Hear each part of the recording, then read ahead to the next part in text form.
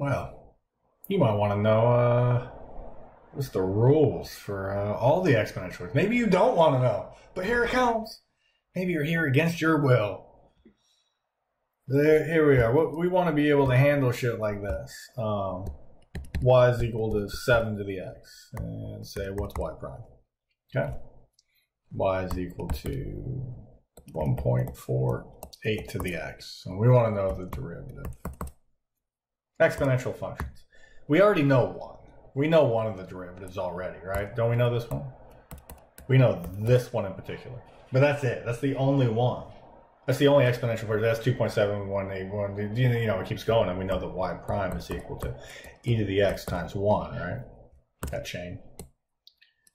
So we already know that exponential function. So if we know this one, I think we can go get the others. Just by using some log rules. So you're all really good with your log rules, right? Facetious. If you're anything like I was not good with my log rules at all. So let's look at a function. Some number raised to the x, some b to the x. I'm going to get rid of the y. Now when we talk about this b, this base, why I'm calling it b, let's keep that shit positive, huh? Let's keep it positive.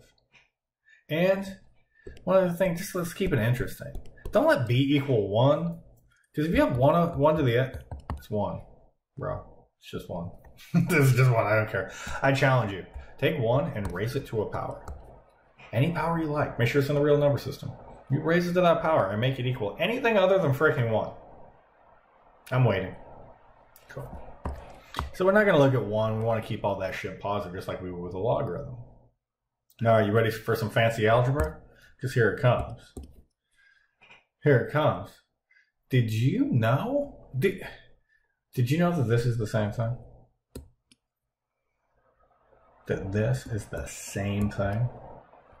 That this is the same thing. What the hell did I just write? Oh, we're fine. So I wrote something to the power of x, which changed that b. Now we have rules. If f of x is equal to e to the x, and its inverse must be equal to a logarithm, we know that f of f inverse of x is just equal to x. Clearly, right? You learned this one in intermediate algebra, pre-calculus. You've seen this a few times, right? Just saying that if, let's write it without the f, sorry about that. If, let's write it e to the power of, because that's, we're going to pop in our inverse, so ln of x just gives you that x value. Hence, if you were to write e to the ln of b, that's just equal to b. So what we're going to do here is instead of writing in b, we're going to write e to the ln of b. E to the ln of b. It's the same thing. As long as b is a positive number and it doesn't equal 1, we're good. Same thing. Now we're going to use an exponent to an exponent rule. Exponent to an exponent. And now what this is going to do, I'm going to write it over here. That's just b to the x. B to the x is equal to, now that becomes a multiplication, right? What happens if you had x squared cubed? Isn't that x to the 6 because you just multiply? Yep, we're going to multiply. So let's multiply them together and we'll write it as e to the, and let's put the x on the outside and then we'll multiply it by our ln of b. You good with that? Actually, let's turn it around. Wait a second. Wait a second. Ln of b times x. Do you know what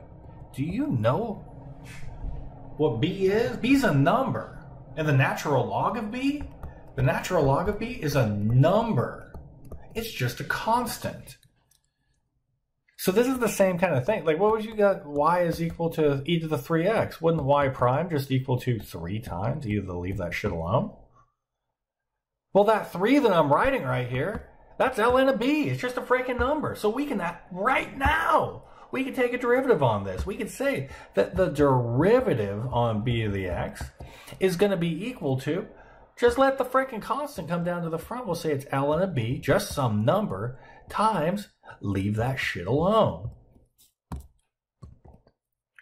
We're almost there. We are almost there. And then you can use this formula anytime you like. And then you don't have to go through this rigmarole. So what was it that we said b to the x was equal to at the very beginning? Didn't we say that this was equal to e to the ln of b to the x? But we said if we let that fall, it could be e to the x times ln of b. So e to the x times ln of b is equal to b to the x. That's right there. That's just b to the x. That's just b to the x. Hence, our answer is going to be the natural log of b times b to the x. And that is the derivative, of b to the x. Clearly, right? So we'll write that aside. If y is equal to some b to the x, with b being a positive number and not equaling to 1, then its derivative is just going to be the natural log of the number times itself, and you leave it alone. That is our exponential rule.